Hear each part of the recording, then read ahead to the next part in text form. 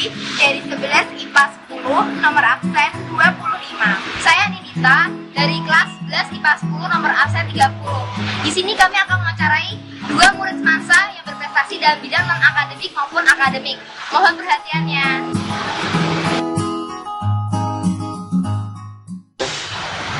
Kali ini kami berdua bersama salah seorang murid dari SMA Negeri 1 Semarang yang bernama Joshua Bagas Kristiawan dari kelas 11 IPA 11. Dia adalah salah satu murid berprestasi di bidang non-akademik yaitu ekstrakurikuler paduan suara. Selamat siang Joshua, bisa kita mulai wawancara pada siang hari ini? Siang, bisa dimulai. Oke, sejak kapan sih kamu mengikuti ekstrakurikuler paduan suara di SMA Negeri 1 Semarang ini? Kalau mengikuti kegiatan ekstrakurikuler mulai dari kelas 10 ya, sudah dimulai ditarik oleh guru pembimbing seni musik, disuruh ikut gitu ekstrakurikuler paduan suara dan sampai sekarang masih mengikuti ekstrakurikuler paduan suara. Mengapa kamu lebih memilih ekstrakurikuler paduan suara di bidang ekstrakurikuler yang lain? Apakah ada keistimewaan tersendiri? Kalau dibilang memilih sih, ya. Soalnya dari kecil sudah dilatih untuk paduan suara gitu, dari gereja juga kan ada paduan suara gereja, terus di SD SMP juga saya aktif dalam ikut kegiatan paduan suara, dan puji Tuhan di SMA ini juga ditarik untuk memperkuat tim paduan suara SMA 1 Negeri Semarang. Udah kurang lebih setahun lebih nih kamu mengikuti ekstrakurikuler paduan suara di SMA Negeri Semarang. Nah, selama ini apa aja sih perkembangan yang kamu alami baik secara pribadi maupun untuk paduan suara tersebut? Kalau perkembangan pribadi jelas banyak ya, dari suara, kapasitas bermusik juga, terus attitude dalam paduan suara juga bisa dikembangin di semansa semansa korale semansa ya namanya paduan suara ini. Dan dari situ saya bisa belajar bahwa oh gini suara bass yang bagus kayak gini, suara tenor yang baik seperti ini, suara sopran dan suara alto yang baik seperti ini. Dan di sini juga bisa belajar attitude yang dulunya waktu paduan suara tangannya sering gerak-gerak atau enggak memperhatikan konduktor, sekarang lebih bisa memperhatikan dengan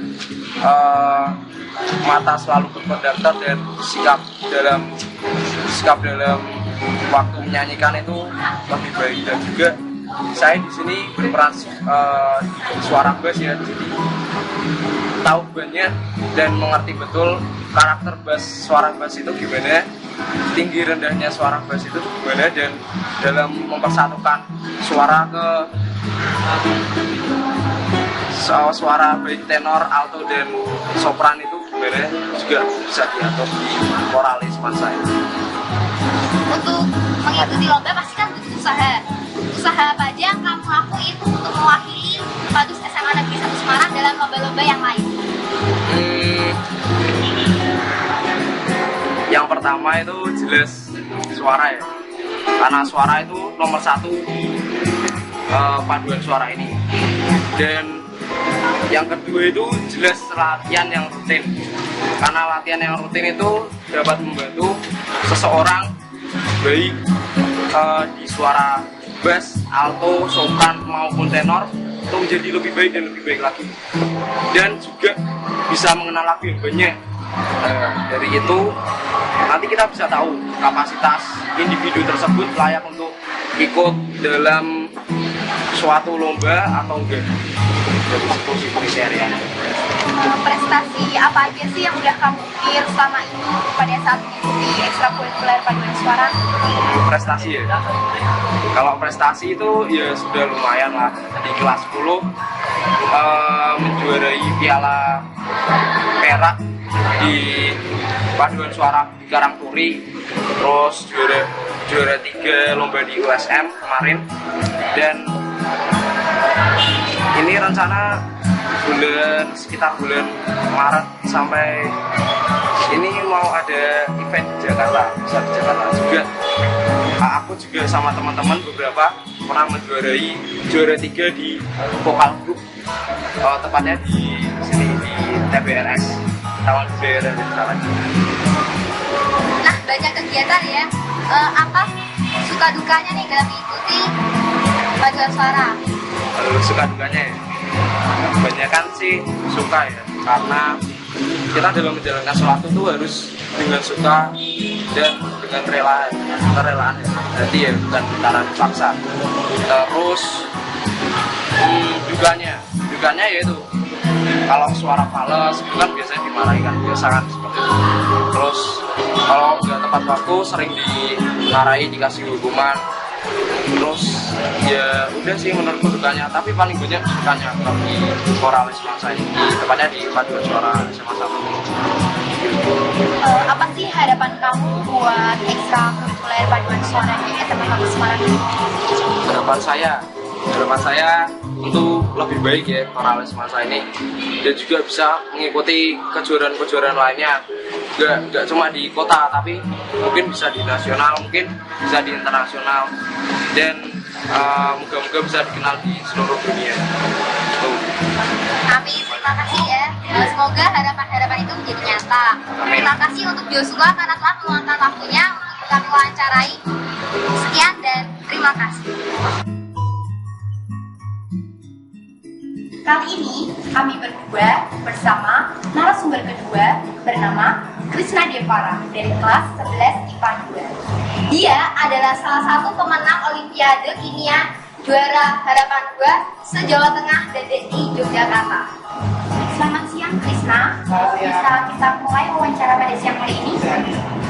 Bagaimana perasaan kamu setelah menjadi wakil dari SMA Negeri 1 Semarang untuk mewakili di Lomba Olimpiade Kimia se-Jawa Tengah dan Provinsi DKI?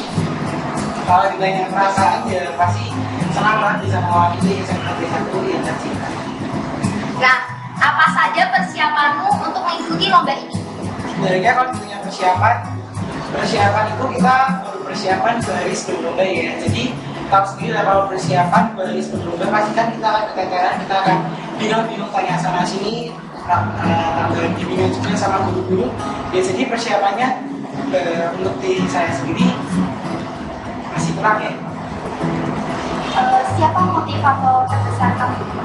Motivator terbesar saya pasti orang tua, karena orang tua itu yang menyupport dari awal hingga akhir lomba.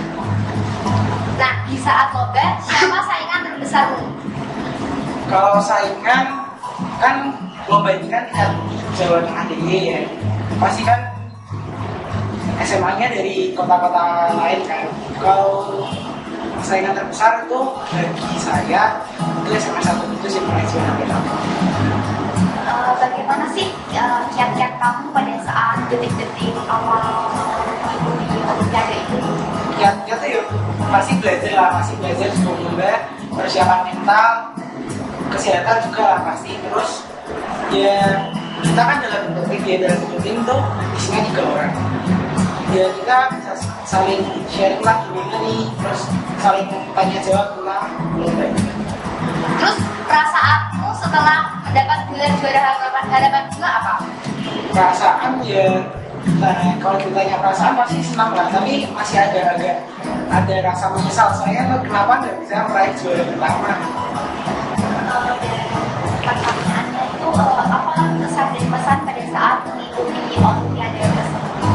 Kalau ditanya kesan, ya gimana ya, kita dalam suatu lomba kan pasti banyak persaingan dari persaingan tuh pasti muncul suatu interaksi kan kita bisa saling ngomong, dari mana, sekolah di mana, kita kan bisa menambah teman dan menambah ilmu.